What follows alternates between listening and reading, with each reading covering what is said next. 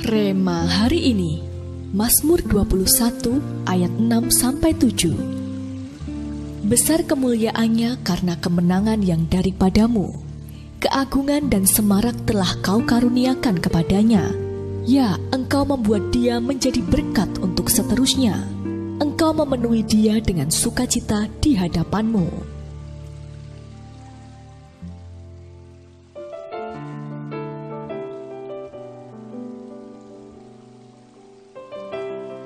Kita semua tahu kisah Yusuf, bagaimana ia hidup dengan penuh lika-liku dan proses yang Tuhan izinkan terjadi. Tadinya anak kesayangan, tiba-tiba ia menjadi budak yang tidak punya apa-apa.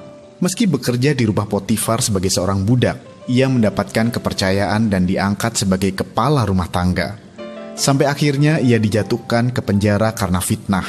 Namun di penjara pun, sekali lagi ia menjadi orang kepercayaan kepala penjara. Sebelum akhirnya ia diangkat menjadi Raja Muda Mesir. Alkitab mencatat, karena Tuhan menyertainya, maka apa saja yang dikerjakan Yusuf berhasil. Dalam Kejadian 39 ayatnya yang kedua.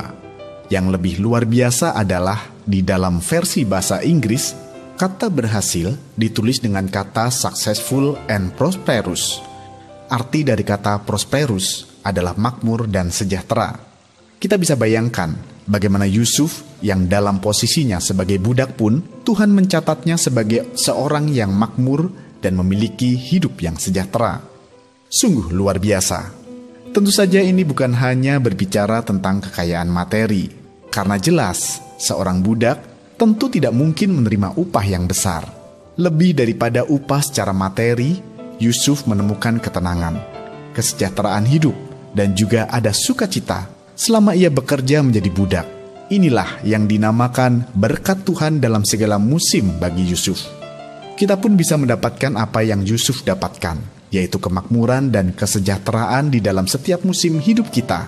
Syaratnya adalah tetap pegang janji Tuhan dalam hidup kita. Bersyukurlah dengan apa yang kita miliki dan lakukanlah dengan setia apapun yang ada di tangan kita.